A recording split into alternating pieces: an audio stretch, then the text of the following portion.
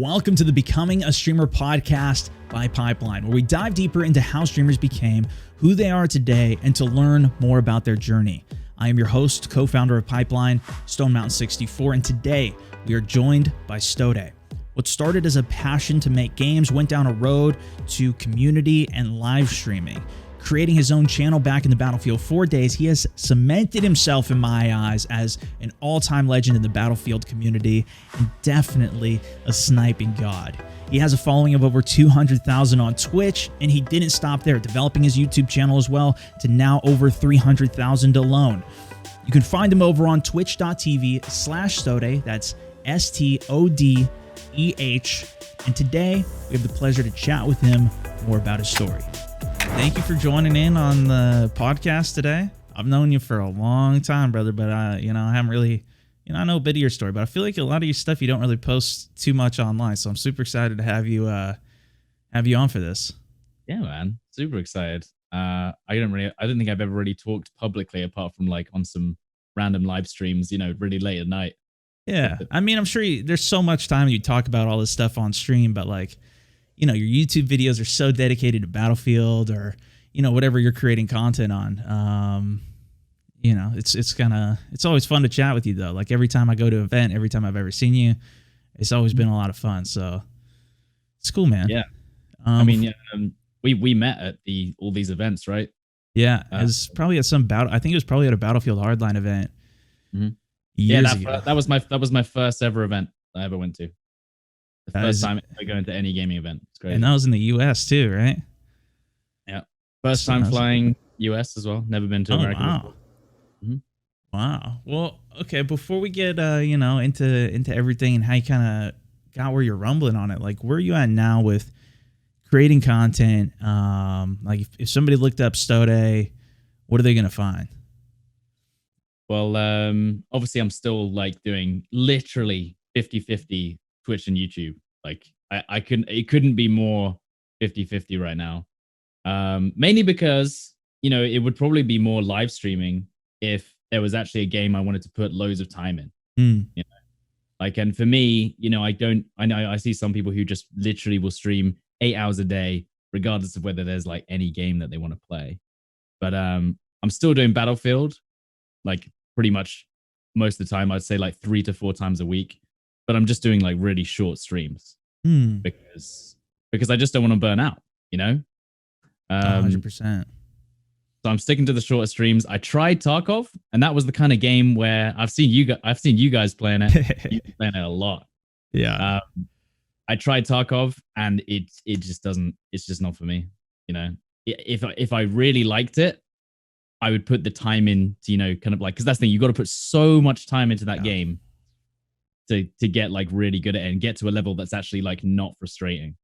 And I just couldn't put the time in. So I was just, hey, I'll go back to my roots and just keep on doing what I was doing and just kind of coast along until something big comes out, which is probably soon with all the hints to Battle Royale. Yeah, with some Call of Duty coming. That should be very interesting. I mean, but that's the thing, like, you definitely have been playing a lot of Battlefield. I think, if you go to your channel, that's what you're doing a bunch of uploads on too, but I've seen you branch out to other games as well, right? Yeah, I mean, like when Modern Warfare came out, I was like streaming that for like 2 weeks or something. When Apex came out like a year ago, I was streaming that for like 2 months. PUBG as well. Like any big FPS shooter that comes out, I'll happily play it. Like like a lot. Sure. But always end up going to Battlefield, which is kind of like the bread and butter. Yeah. I mean, were you playing Battlefield like before you even started streaming and creating content on it? Was that something that like, is that how you got into that in the first place, or what were you doing before you started streaming? So I liked FPS games. Like I actually had like the biggest following before that was Call of Duty. I just played tons of Call of Duty on PC. And I played a little bit of Battlefield 3, but not that much. Because that was your game, Battlefield 3. Those are the glory days back in the day when you started off the, drill sergeant. Yeah. What was it? Yeah. The YOLO on the battlefield. That's the one. Yeah. But I was studied game design, at Oh university wow. because I wanted to get into games. I was just like, I've got to get into gaming somehow, like if it's within development or whatever. Finished my degree, came out of university, didn't really know what to do. Started working in a bar, just like, serving drinks and stuff, waiting tables. And then my friends, or like, whilst we were still at university, we were discussing making a game. And so we actually started developing a co-op online space exploration game, but like super indie, made on the Unity engine, which is actually what Tarkov runs on. Uh, Uh, so we spent like about a year and a half out of uni developing this game. It got Steam greenlit at number 9. oh. So like we had like 50,000 followers on the game, and people were really like invested in it, and they were asking about it all the time. But then we kind of reached a point where suddenly we realized we couldn't complete the scope of what we had imagined. We were basically, imagine No Man's Sky or like Star Citizen, but on an indie level, made by Oh my 4 god. people. Yeah, that's that's a predicament to be in.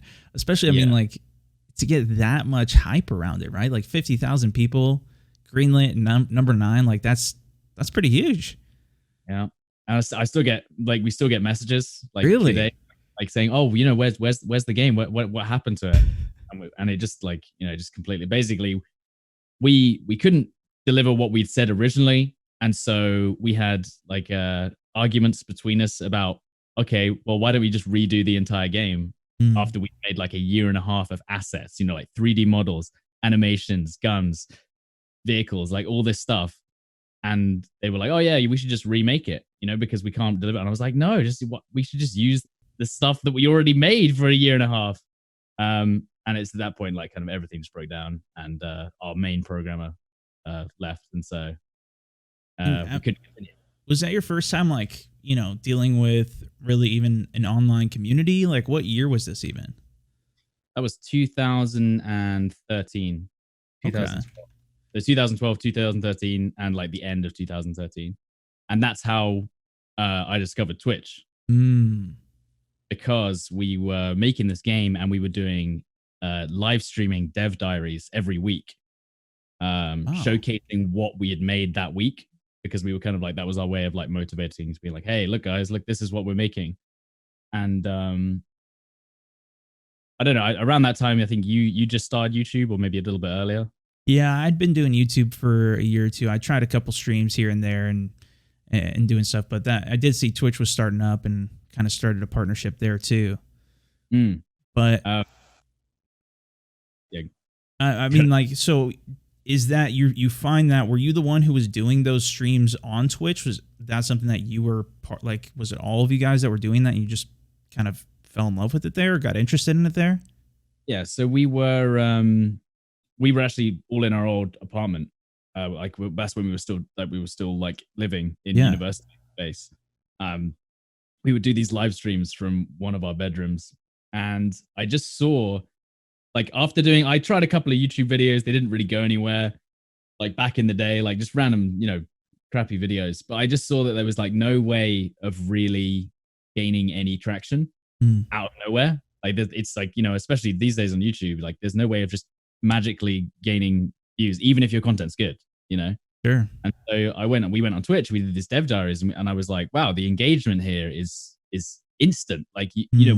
we were nobody, and we come out of nowhere and we're like, hey, we're doing a live stream, and we had like 100 viewers in our first stream. Wow. Yeah. And we were like, what? We're just like these random dudes. And 100 viewers back then was like, that's like, Sure. the max viewers back then, it was like 2,000, 3,000 viewers. So 100 viewers was like huge. We were like, oh my God. But yeah, I saw the potential in being how easy it was to grow a community on a platform which is kind of just out of nowhere. I didn't really know much about it before, and that's kind of how it all started.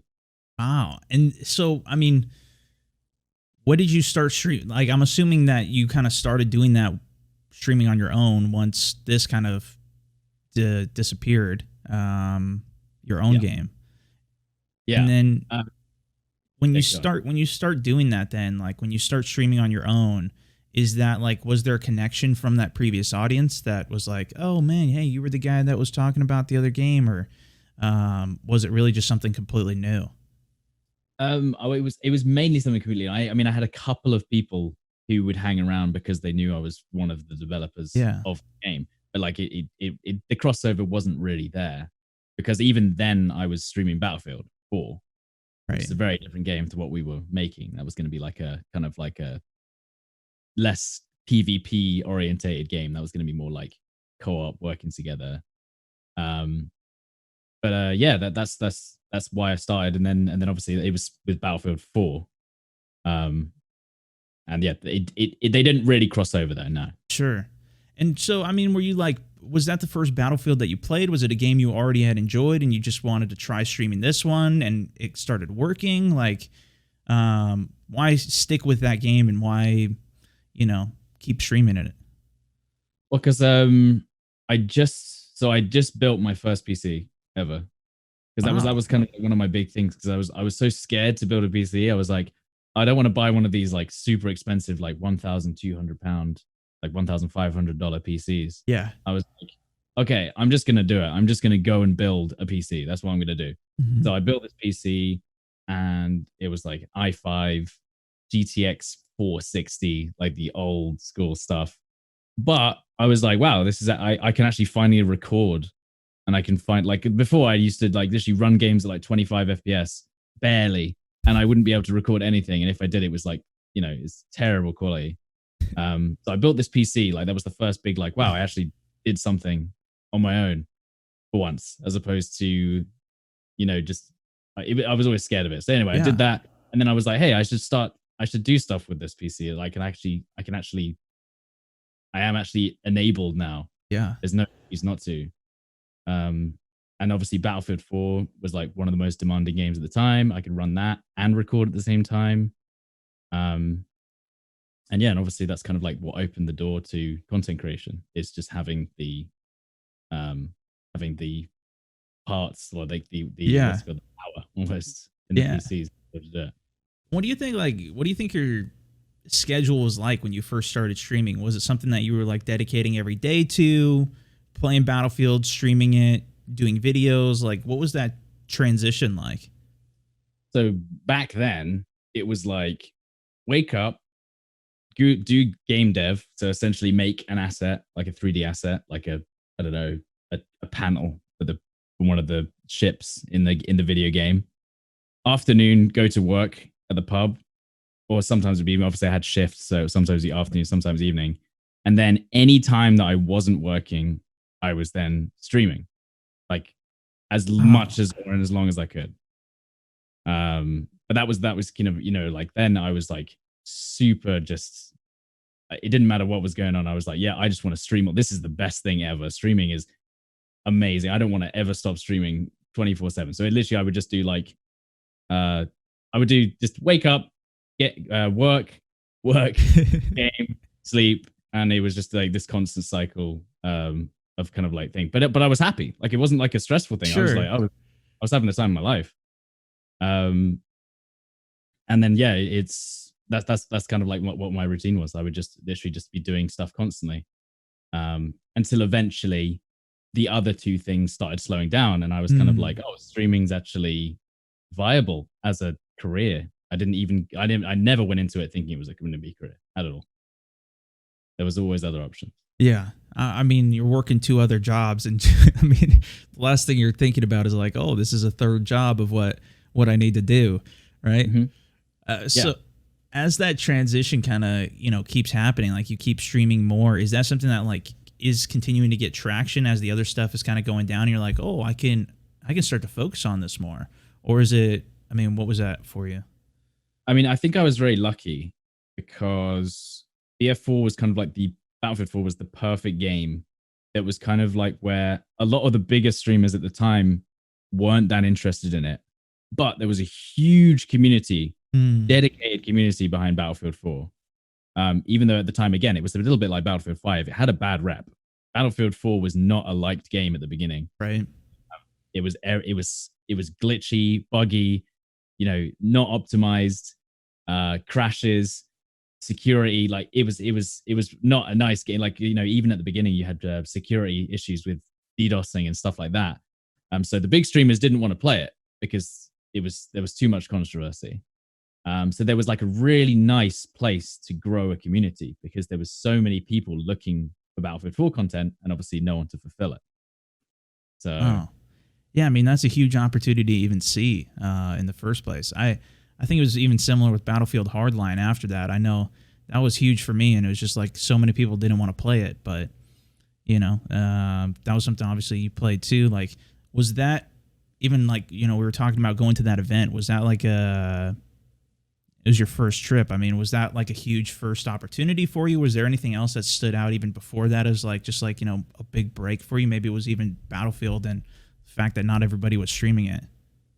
I mean, I don't know what happened, but there was literally like I streamed for about a month to about 5 or 10 people, like on and off, and I Yeah. just kept coming in and out. And because again, back in the day, it's so different now. It does not work anything like it did back then. Back then, it would literally be a case of sometimes if you stream for long enough, eventually all the other streamers would go offline, and essentially, people would be looking for streamers to watch. So you would have, and obviously all the big streamers then were American as well. Mm. So if I was streaming earlier in the day, a lot of those guys wouldn't be on. If I was American and streaming at the same time, I'd probably, I'd be streaming just crossing over all of these other streamers. So it was kind of like a combination of, I focused on snipers in Battlefield 4. It was like a super like niche. I mean, other people were doing it as well. Sure. And I started grinding the leaderboards in the game. And so obviously in my title, I would have number one sniper in south of England, number one sniper London, number one sniper UK eventually. And so like over time, like people started to say, oh, this guy is kind of, he's the number one sniper in the UK. He must be good, right? So they click on that. And eventually, I would get top of the category. Mm. In a time where, if you're top of the category, you just generally get more viewers. That's just how it works. Yeah. But it was a culmination of timing, luck, niche, and just streaming a lot of hours at the time. I think too, I mean, that was the first thing I remembered hearing about you. I don't know if somebody told me or maybe it was even just me reading in the title or whatever, but it was that, you're the number one sniper.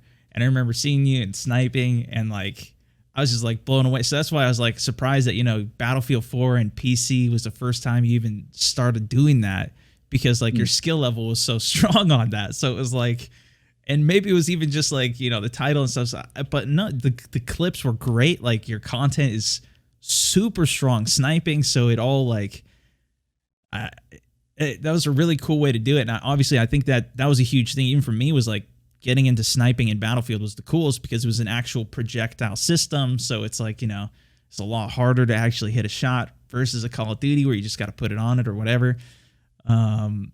I mean, was that going through your mind at all when you're deciding to like, oh, I'm going to focus on sniping? I mean, I've always been into that side of things. Yeah. Like Modern Warfare 2, I just played intervention, if you remember, like just that sniper. Yeah.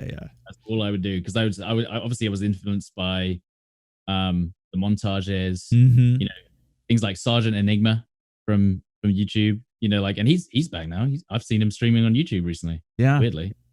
But yeah, so I was kind of influenced by them, and I was like, hey, I really like this aspect of the game, and I really want to focus on this. Yeah. But if I look back at my old clips, I probably wasn't that great relatively to everyone else, or like at the time. But like as I was playing, I was just learning the game as well. So it was like a learning experience alongside everyone else. When did you know, like, as you're playing, as the game's coming out, when do you know that like, okay, hey, I'm gonna start to do this full time? When did that happen for you? Well, I remember I applied for partnership on Twitch, and that was January, February, March. It was February, so 3 months after I'd initially started streaming. So it was early December I started streaming, and then 3 months after I applied for partnership, and then a month later Um, right. A month later, I was just on stream, or like I was on stream, and then I get an email from Twitch saying like, "Oh, your partnership's been accepted. We think you'd be a good fit." And I was getting around 300 to 400 viewers. And again, at that time, that was pretty crazy. And the mad thing was is that I didn't appreciate what I had back then, Mm. because um, gaining followers and stuff like that, and gaining viewers back then was so much easier than it is now. Trying to grow any kind of an audience on Twitch now is just almost impossible unless you have outside sources, essentially. So back then, I would get literally 150 to 200 followers a day with 400, 500 viewers, because almost everyone that came in would be, you know, a new unique user, as opposed to these days, it's a lot of the same people coming in from And before. was that like, was 300 to 400, was that like the top of the category at that time? Or was there other streamers that were, hitting bigger numbers at that? Or, I mean, Widgety Bear, I don't know if he was one of the biggest streamers on Twitch for Battlefield 4, and he used to do the helicopters, and that was super popular. He used to get 1,000, 2,000, 3,000 viewers occasionally. Like, and I don't think I ever reached that on BF4. Um, but yeah, so he was killing it in terms of, like, having a full-time streaming. There was a couple of other guys who did tanks. sure. And that's the difference with Battlefield 4. The communities in Battlefield 4 were crazy. You had Yeah. people that every single niche would be filled, like full-time tank players, full-time helicopter players, full-time, literally full-time working as a streamer, but working as these individual roles within the game. And you just don't get that really anymore in any of the new Battlefield games. It's almost Yeah. like, full-time wraiths on Apex. Right. That was the kind of level it was at. Yeah, I mean it was such a massive game and community. I mean, it was like head to head with Call of Duty, and like those are like the biggest games. Now there's so many more games and everything too that it does even get into more niches and everything. But Yeah. um, you know, how do you think that transitioned for you over the years into the new games, into the new things that have coming out? Because obviously, like, communities come and go. Like, how's that gone for you? I think because there's so many other games that people could be watching, right? Yeah, sure. I mean, like, just in general in Battlefield, like, you go from Battlefield 4 to Battlefield Hardline to Battlefield Mm. 1, Battlefield 5. Like, do you see people coming back to the game? Do you see like that community continuing to grow, to change? Yeah, I mean, like, so as soon as a new Battlefield game comes out, all of the original people that used to watch me back in the day will go, "This is the guy I watched for Battlefield," because he's still been playing it. I don't watch him anymore, but now with the new game's out, I'm gonna start watching it. So you get a lot of these people that say, "Hey, like, I haven't watched in 2 years because I wasn't interested in Battlefield Hardline, Battlefield 1, but I'm back now. Oh, this is cool. You're still doing the same thing." Sure. There is a lot of residual viewers from back in the day who obviously watched my old stuff, but then stopped for ages and then went, "Oh yeah, I like the new one now." But Hardline that was an interesting time because I had just gone full time. That was like my first year of full time content creation, and Hardline came out, and I was like, "Yes, this is it. This is where I can make a solid, like, foot in the door moment, and I can kind of grow my channel." But it was not it. Like, Hardline, Hmm. unfortunately, just was not.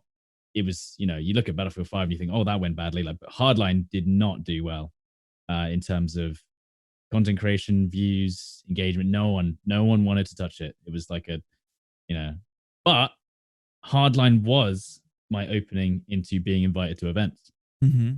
because there wasn't that many people interested in Hardline. They opened up opportunities for me, because otherwise, I think even that first event that we met at, I think I replaced someone who didn't want to go. That's the Hmm. whole reason why I got invited in the first place.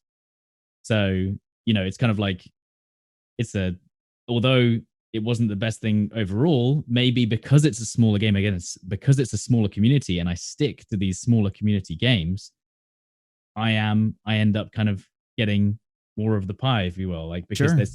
because there's less, if Battlefield, let's say if Battlefield was as popular as PUBG, maybe I wouldn't be as popular because there would be a lot of other much more solidified creators who would kind of, other people go, well, I'd rather watch them because, so it's kind of like it works both ways.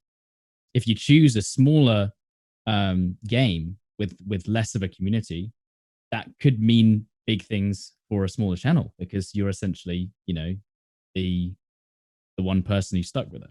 Yeah, no, I mean 100%. And that's the thing, is like you can kind of cultivate this community because not anybody else is really doing it. So you can be the person that is building it up and creating the content on it. And then, so when you got partnered, then is that when you went full time? That was like right before Hardline came out?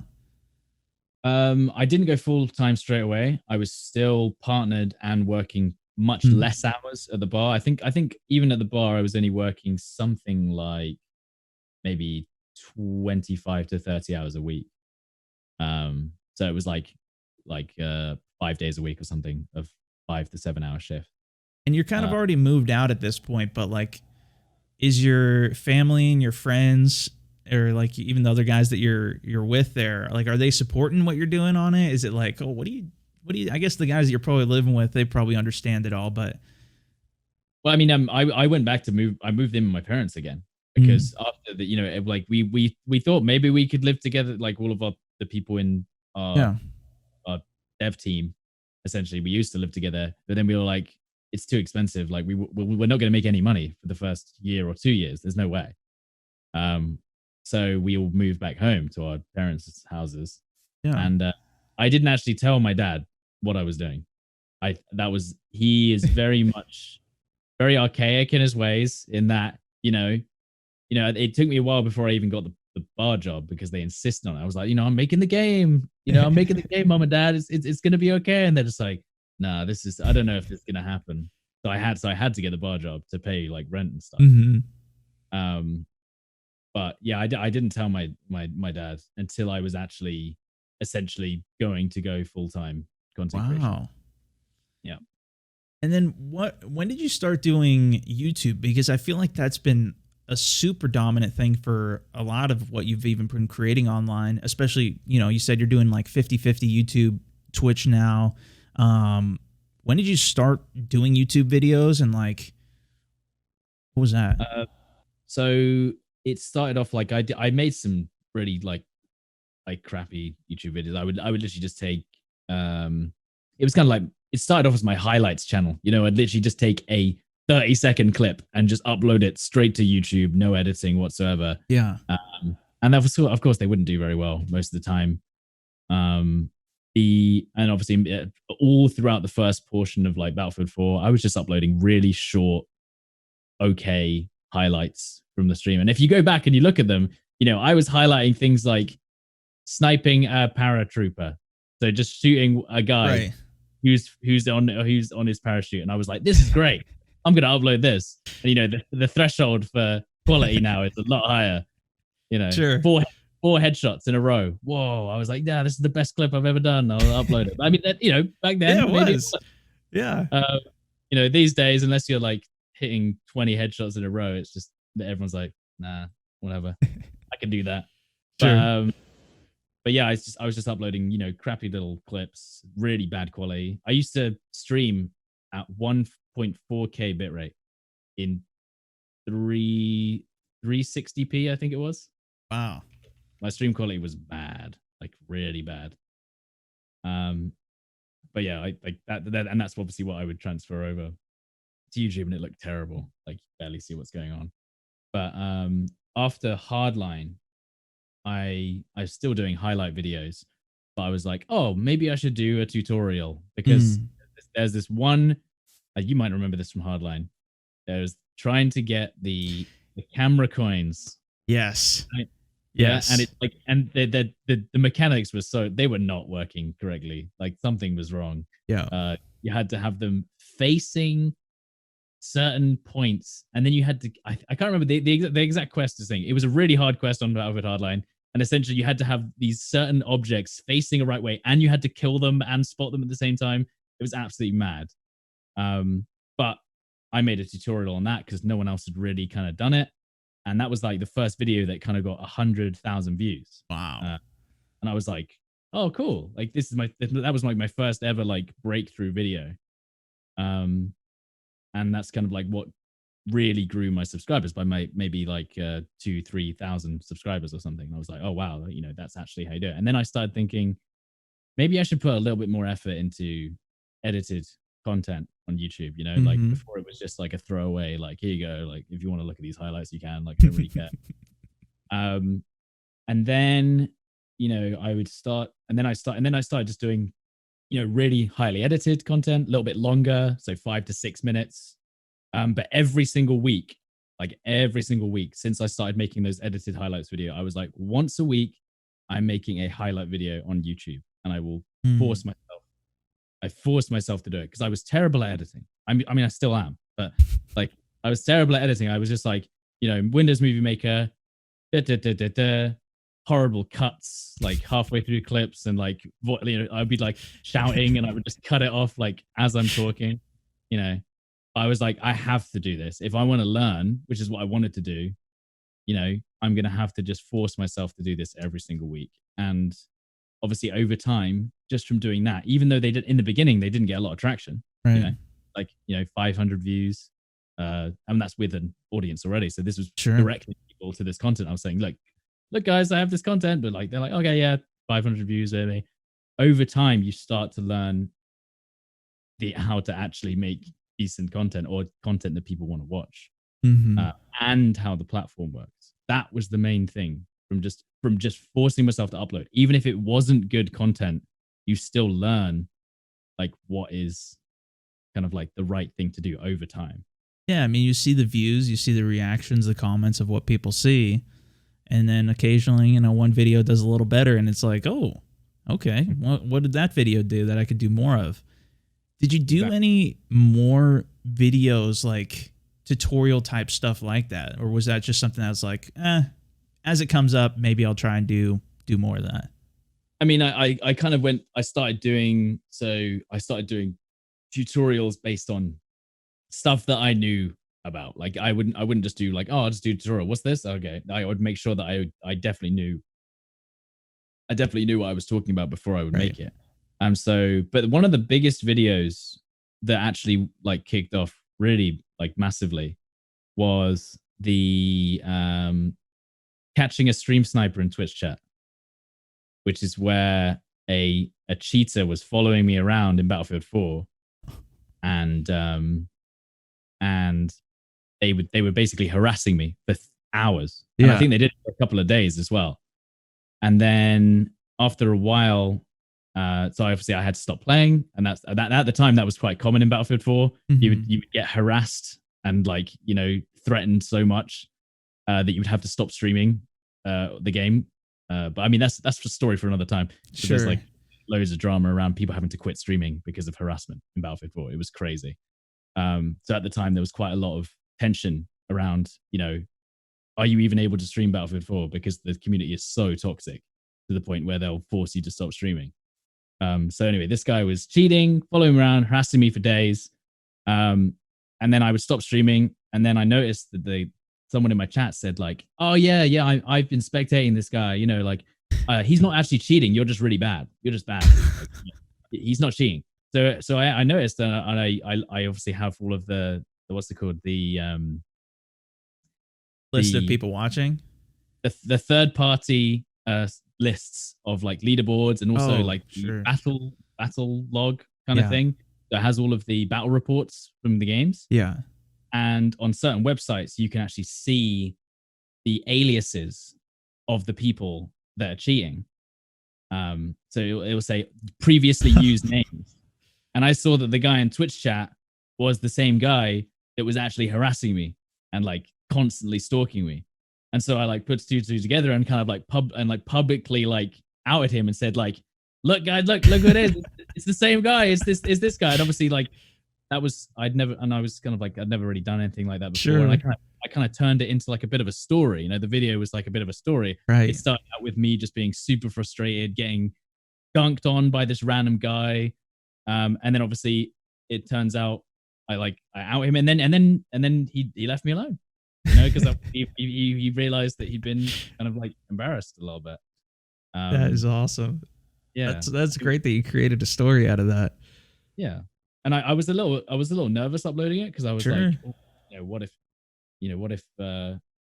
what if this is like the start of something worse? Like, what if people look at this in the worst way and just think Right. I'm stuck up or something? But people liked it. It was controversial. Yeah. Like it wasn't, it was just a lot of people really stuck by the title. People were really drawn in, like, oh my god, stream snipers. I know them. They're a new concept, but I want to see someone finally get caught.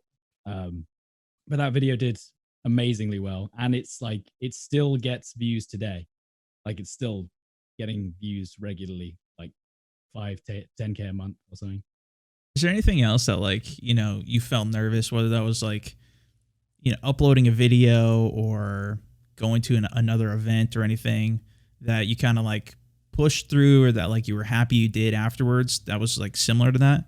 Going to TwitchCon was a big one. Yeah. So that was traveling on my own money, my own hotel, like everything. No one was paying, because usually with EA would say, hey, you want to come and check out the game? Sure. And they would pay all the stuff. But that was like kind of like a, £1,000 in flights and hotels. And at the time I wasn't exactly like, making bank or anything. So I was just there like, this is a bit of a risk. But yeah, this kind of leads into my advice for other streamers. Yeah, and that's kind of what I wanted to end on. Even is like, what I'm sure you get asked all the time.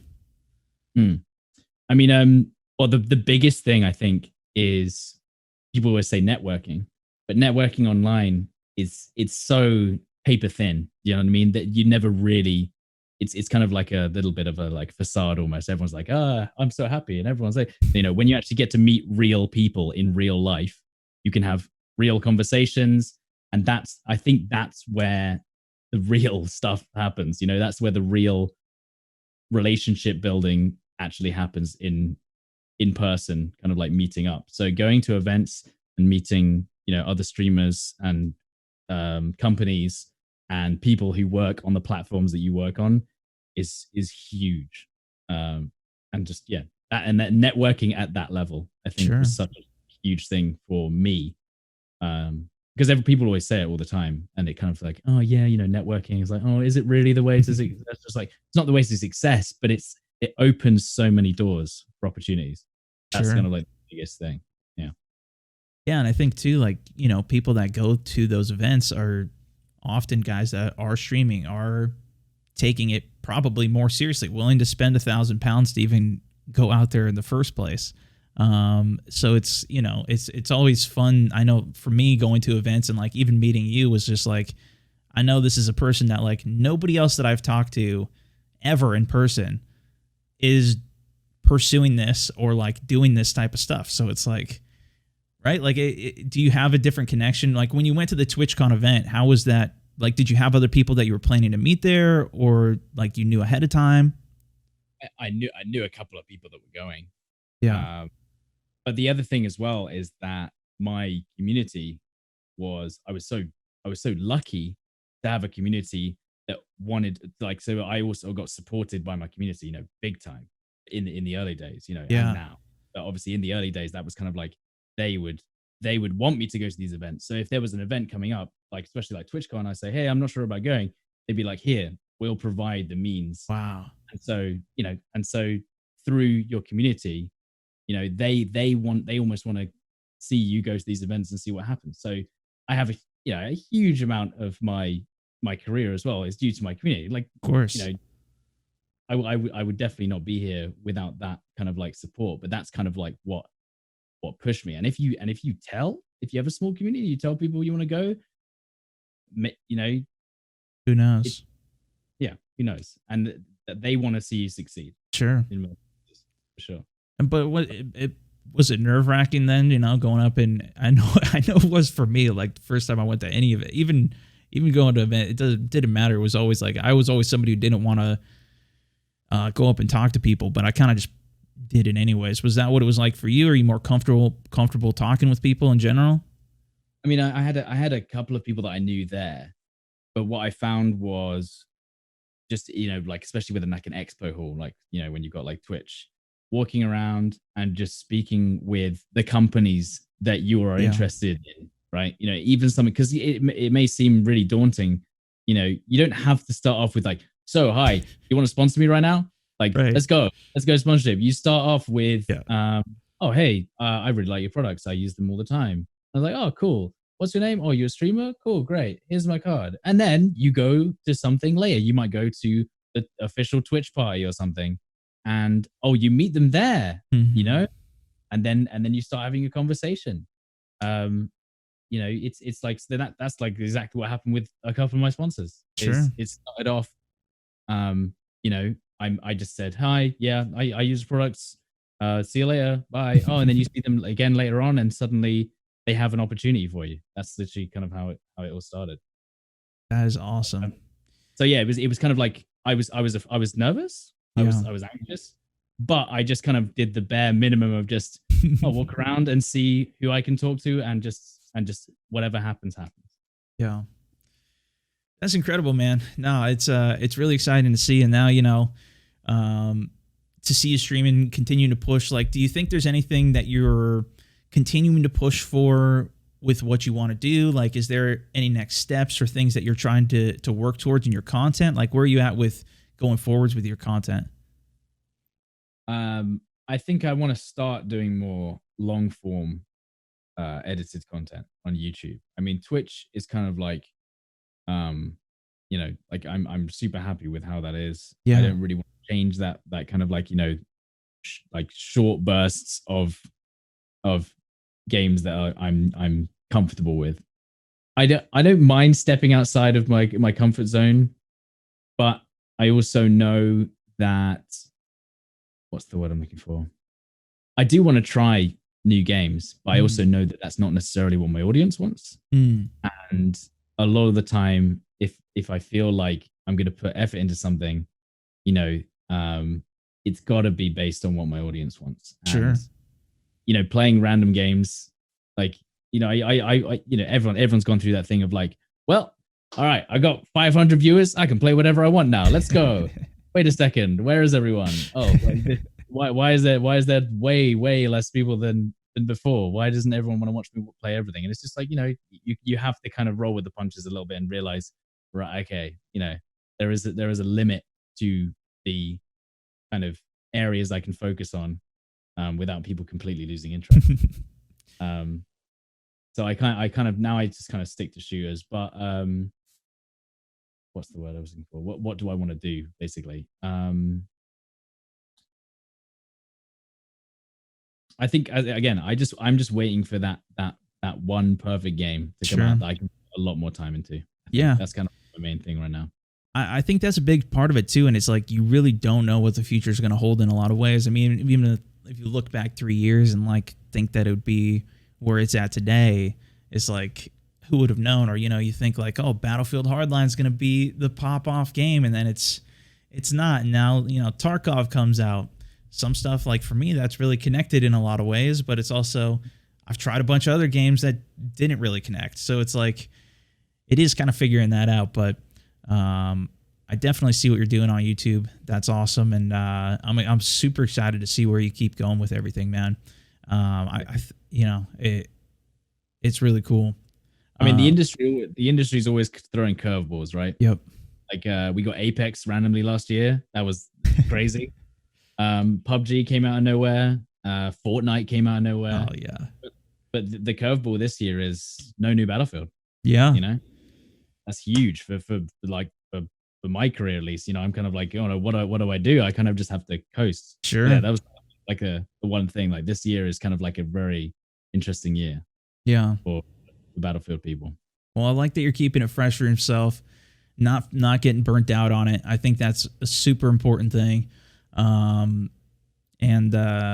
man, appreciate you joining in. I do want to say too, like, for people want to find you, people want to check you out, what are they searching?